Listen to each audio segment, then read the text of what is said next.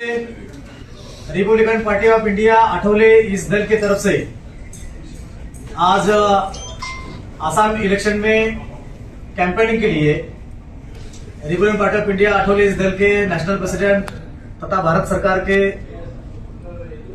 Social justice minister honourable Ramdas ji Athawale साहब आए हैं। आज की इस प्रेस कॉन्फ्रेंस में हमारे स्टेट के प्रेसिडेंट कल्याण जी शर्मा, हमारे नेशनल वाइस प्रेसिडेंट कसेतो यप्तो और फ्रॉम नागालैंड और अरुणाचल प्रदेश के हमारे प्रेसिडेंट विकास आया जी और बहुत सारे सभी स्टेट कमेटी, असम स्टेट की कमेटी यहाँ इस जगह पे है। हमारे नॉर्थ ईस्ट रीजन के सेक्रेटरी जीवन बरुआ है, उसके बाद वुमेन विंग प्रेसिडेंट सीमा खान जी है, कमल कलिता है जनरल सेक्रेटरी। सभी स्टेट के इस जगह पे सब लीडर्स आए हैं। तो हमारे ऑनरेबल प्रेसिडेंट साहब से मैं विनती करता हूं कि उन्होंने बाकी का सब प्रोजेक्ट डिक्लेयर करें। तो असम विधानसभा का चुनाव 9 अप्रैल को होने जा रहा है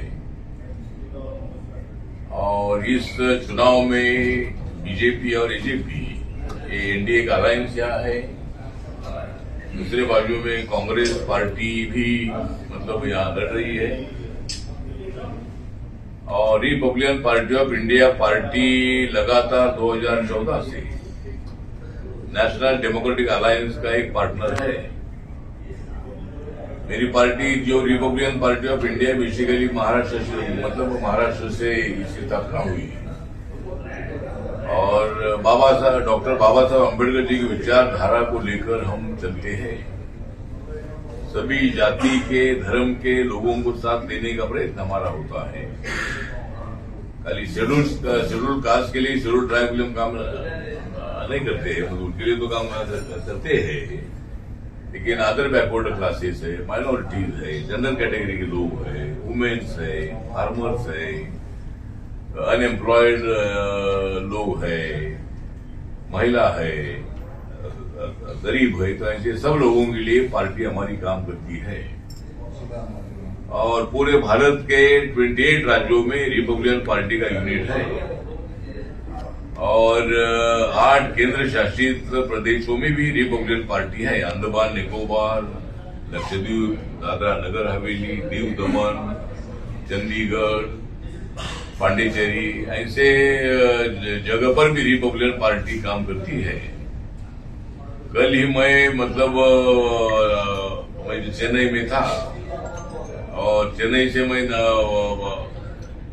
पांडिचेरी में जाकर आया तो पांडिचेरी में 30 सीट है और वहां रिपब्लिकन पार्टी ने एक भी सीट ना लड़कर वहां जो बीजेपी और एनआर कांग्रेस का अलायंस है उनको हमने पूरा सपोर्ट अनाउंस किया है और वहां के ज्ञान मूर्ति मेरे पार्टी के अध्यक्ष है। तो नागालैंड में सभी सीटों पर हम बीजेपी का समर्थन कर रहे हैं। तमिलनाडु में रिपब्लिकन पार्टी ऑफ इंडिया वहां 40 सीट तक हम लड़ रहे हैं। अभी हमने 40 ईवी फॉर्म दिए हैं, अभी कितने क्लियर होते देखते हैं, मतलब हमने 40 ईवी फॉर्म दिए हैं।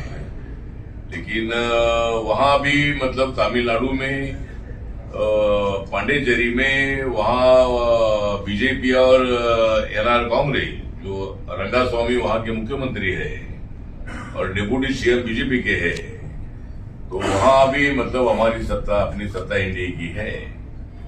और आसाम में भी मतलब हिमंता बिस्वा शर्मा जी के नेतृत्व में यहाँ एनडीए की सरकार है। तो आसाम में मतलब हमारे पास कम से कम 15-20 लोगों के नाम आए थे, लेकिन रिपब्लिकन पार्टी को कुछ सीटों पर चुनाव लड़ना जरूरी है क्योंकि हमारी पार्टी इलेक्शन कमीशन के पास रजिस्टर्ड पार्टी है और मेरे पार्टी को नागालैंड में मेरे पार्टी के 2 एमएलए है और मणिपुर में मेरी पार्टी रिकॉग्नाइज है।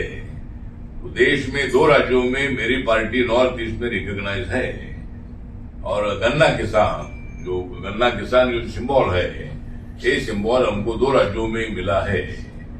लेकिन इलेक्शन कमीशन ने 5 राज्यों में हमें गन्ना किसान सिंबल यूज करने का मतलब परमिशन दे दिया है। और जहां जहां आरपीआई का ईवी फॉर्म इस 5 राज्यों में जाएगा वहां गन्ना किसान सिंबल हमारी पार्टी को मिलेगा। तो गन्ना किसान हमको 5 राज्यों में दिया है। तो 5 राज्यों में से हमने निर्णय लिया कि यहाँ आसाम में नरेंद्र मोदी जी के नेतृत्व में आसाम का भारी विकास हुआ है। आज पहली बार मैं 1-1.5 साल के बाद मैं यहाँ आया तो यहाँ का एयरपोर्ट भी बहुत अच्छा बना है। जो हाईवे हाईवे भी एकदम अच्छा बना है और लोगों को अच्छी मदद केंद्र सरकार की तरफ से हो रही है। और हिमंता बिश्व शर्मा जी बहुत बड़े डैशिंग मुख्यमंत्री है, मेरे अच्छे मित्र भी है और उनके नेतृत्व में यहाँ सभी वर्गों को न्याय मिल रहा है। इसीलिए रिपब्लिकन पार्टी ने निर्णय लिया है कि भाई ज्यादा सीट ना लड़कर कुछ सीटों को चुनाव लड़ना चाहिए। इसीलिए 4 सीटों पर ही हम चुनाव लड़ रहे हैं और बाकी के सभी जगह पर जो यहाँ 126 सीटें है 126 है ना 126 सीटें है उसमें से 4 सीट पर 4 सीटों पर हम चुनाव लड़ रहे हैं। बाकी 122 सीटों पर Republican Party of India BJP और एजेपी के अलायंस समर्थन करेगी। और यहाँ एनडीए की अगर हमारे कुछ 4 में से कुछ लोग चुनकर आते हैं 1-2 लोग चुनकर आते हैं तो हम एनडीए का समर्थन करने वाले हैं। तो उसी तरह आज मैं यहाँ आया हूँ। आज यहाँ हमारे आसाम के कार्यकर्ताओं की मीटिंग है और नॉर्थ ईस्ट के लीडर भी कई राज्यों से इधर आए हैं। उनके साथ भी नॉर्थ ईस्ट में हमारी पार्टी 4 राज्यों में अगर रिकॉग्नाइज होती है, अभी 2 राज्यों में रिकॉग्नाइज है, तो 4 राज्यों में अगर हमारी पार्टी रिकॉग्नाइज होती है तो हमारी पार्टी को नेशनल स्टेटस मिलेगा। आज पूरे देश भर में 4 पार्टियां रिकॉग्नाइज है।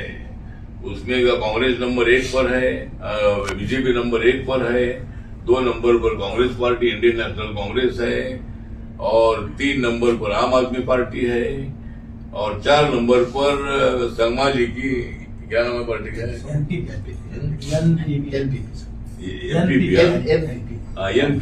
एनपीपी उनकी पार्टी है। ये नॉर्थ ईस्ट में ही 4 राज्यों में रिकॉग्नाइज है। तो ऐसी 4 पार्टियां ही नेशनल लेवल पर रिकॉग्नाइज है। और बहुजन समाज पार्टी भी ऑल इंडिया में रिकॉग्नाइज थी कुछ राज्यों में, लेकिन अभी उनका जो ऑल इंडिया का स्टेटस है वो जा चुका है। और बाकी की ममता दीदी की पार्टी हो या दूसरी हमारी लालू प्रसाद की आरजेडी हो या डीएमके तमिलनाडु की पार्टी हो या मतलब ऐसी जो स्टेट लेवल की जो अनेक पार्टियां हैं वे पार्टियां स्टेट लेवल तक ही मान्यता प्राप्त है। लेकिन मेरी पार्टी 2 राज्यों में रिकॉग्नाइज है। तो और 2 राज्यों में रिकॉग्नाइजेशन अगले 5 साल के अंदर यहाँ करने का हमारा प्रयत्न है। हमारा जिस तरह अभी अरुणाचल से हमारे लिकात साय इधर आए हैं तो इनका कहना है कि भाई वहां जो 60 सीटें है उसमें से आने वाले चुनाव में जब लोकसभा के साथ या आगे पीछे चुनाव 29 में है तो तब हम वहां 30-40 सीट हम लड़ सकते हैं और वह 20-25 सीट चुनकर ला सकते हैं, ऐसा उनका मतलब प्रयत्न है। हमारे कैशी तो इधर आए हैं, ये हमारे नेशनल सेक्रेटरी है। तो लास्ट टाइम हम वहां 6 सीट लड़े थे, 8 सीट लड़े थे। उसमें जो 2 एमएलए हमारे नागालैंड में चुनकर आए हैं और 4 सीट सेकंड में थी, 4 उम्मीदवार सेकंड में थे और 2 उम्मीदवार थर्ड में थे। लेकिन हमारे कैशितो के विरोध में वहां जो रियोज मुख्यमंत्री है उनके भाई वहां खड़े थे। वह उन्होंने बहुत सारा प्रयास किया कि भाई वो सीट उनकी चुनकर लाने के लिए, इसीलिए कुछ सीटों जो वो हार गए थे। तो इन लोगों का भी कहना ऐसा है कि अगले बार हम वहां मैक्सिमम सीटें लड़ेंगे और वहां हमारी सरकार भी आ सकती है या हमारे बगैर दूसरी सरकार आएगी नहीं, ऐसा हमारा प्रयत्न है। इसीलिए आज मैं इन लोगों से बात करने वाला हूं। तो आज मुझे लगता है कि जो आसाम में मतलब आसाम में मतलब सत्ता एनडीए की स्थापना करना, ये हमारा उद्देश्य है। हम 4 सीटों पर लड़ रहे हैं, लेकिन बाकी के सीटों पर बीजेपी एजीपी का समर्थन हमारा रहेगा।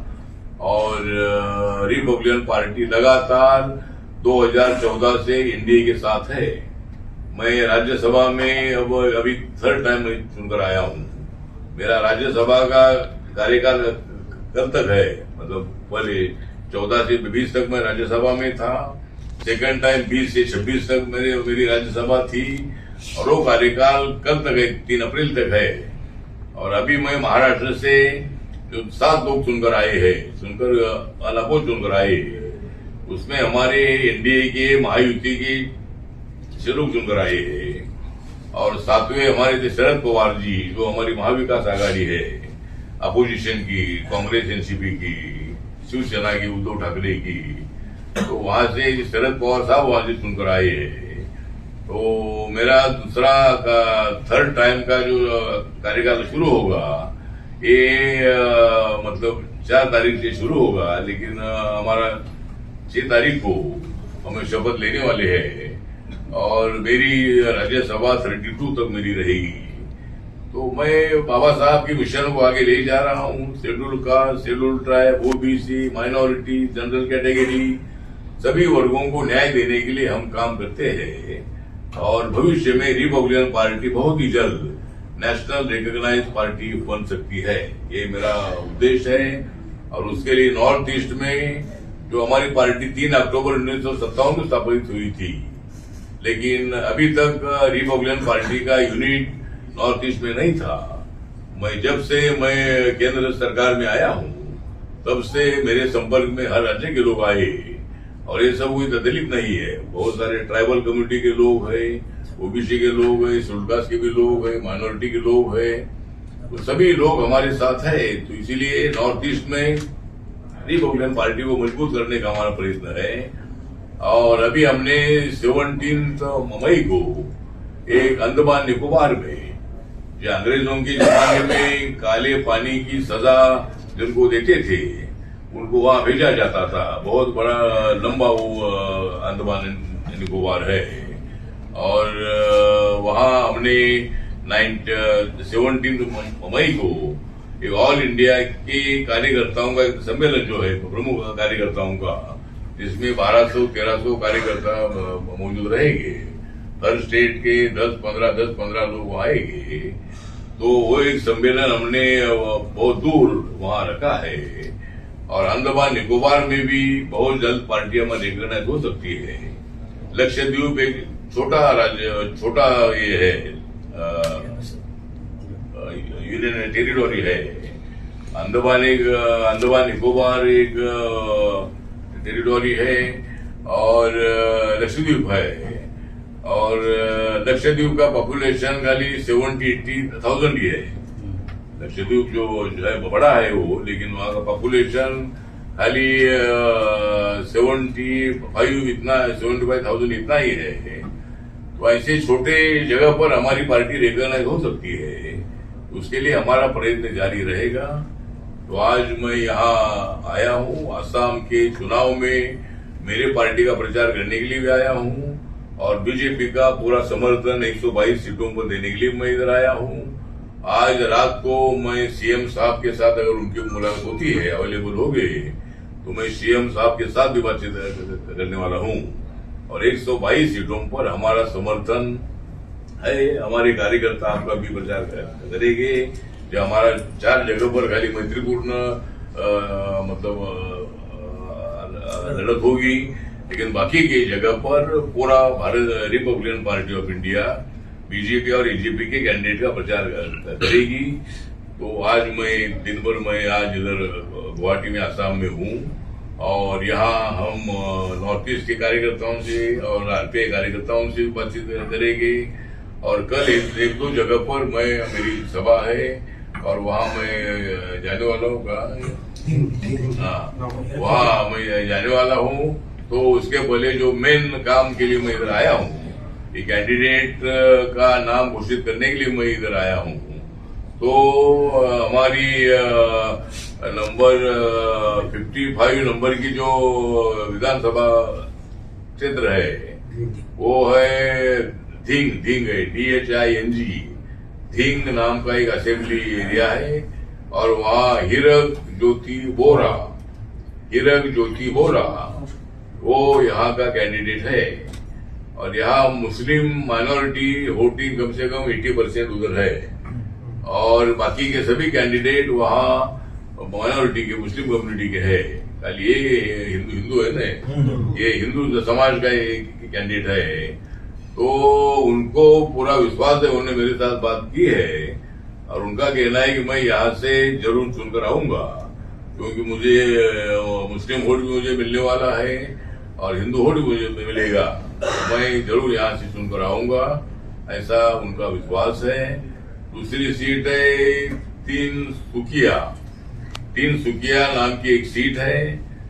और ये इसराइल नंदा मतलब वो इसराइल नहीं है, जो युद्ध हो रहा है वो इसराइल तो अलग है। मतलब वो अभी लेकिन युद्ध वहां का रुक सकता है। ट्रम्प जी ने अनाउंस किया है कि मेरा जो उद्देश्य था उद्देश्य मैंने सफल किया है और अभी युद्ध नहीं होगा, ऐसा उन्होंने बताया है।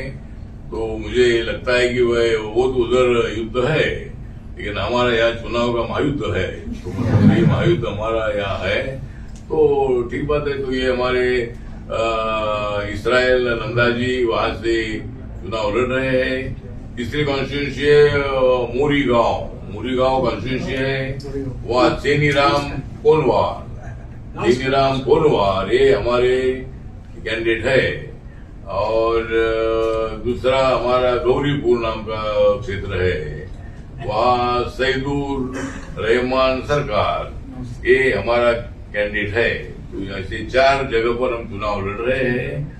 और असम में कई जिलों में Republican Party of India party है। असम में हमारे कल्याण शर्मा जी है, यहाँ के प्रेसिडेंट है। उनके नेतृत्व में सभी वर्गों को एक साथ लाने का प्रयत्न कर रहे हैं। और असम में भी आरपीआई भविष्य में बहुत बड़ी मजबूत पार्टी होगी। और चुनाव के बाद एक हम बड़ा अधिवेशन यहाँ असम का लेने वाले हैं 2-3 महीने के बाद, और उसमें हजारों की संख्या में लोग उपस्थित होंगे। और रिपब्लिकन पार्टी की ताकत देखने के बाद जब अगला चुनाव आएगा 2031 का जो चुनाव होगा, तो हम अगर ये 5 साल में अच्छा काम करेंगे, हमारी स्ट्रेंथ दिखाएंगे, तो हिमंता विश्व शर्मा जी हमको बुलाएंगे और हमको कुछ सीटें देंगे। मतलब अलायंस हमारा हो सकता है, तो हमें हमारी ताकत को बढ़ाने की आवश्यकता है। तो उसी तरह मेरी पार्टी हम पूरा देश भर में हम बढ़ा रहे हैं। और मुझे तीसरी बार राज्यसभा मिली है। मतलब भारतीय जनता पार्टी 2 बार के बाद किसको राज्यसभा नहीं देती है, लेकिन मैं कोई बीजेपी में नहीं हूँ। मैं तो मेरी party Republican Party of India है। मुझे नरेंद्र मोदी जी ने, अमित शाह जी ने और हमारे महाराष्ट्र के मुख्यमंत्री फडणवीस जी, इन्होंने प्रयत्न करके मुझे तीसरी बार राज्यसभा मिली है। और रिपब्लिकन पार्टी के इतिहास में शायद मैं 3 बार मैं लोकसभा में था। 1998 में एक बार था, 1999 में 2 बार, दूसरी बार था, और 2004 में 3rd टाइम मैं लोकसभा में कांग्रेस अलायंस में था। लेकिन 2014 से मैं नरेंद्र मोदी जी का विकास का एजेंडा देखकर मेरी पार्टी बीजेपी के साथ आई है। और देश को विकास की दिशा से आगे बढ़ाने के लिए नरेंद्र मोदी जी को कंधे के कंधा मिलाकर मैं मतलब उनके साथ हूँ। और जब राज्यसभा के जो जिनका कार्यकाल पूरा हुआ है, ऐसे लोगों को बधाई देने के वक्त माननीय प्राइम मिनिस्टर राज्यसभा में आए थे और उन्होंने मेरे नाम का भी उल्लेख किया था। और अटौले जी सदाबहार रहते हैं, ऐसा उन्होंने बोला था।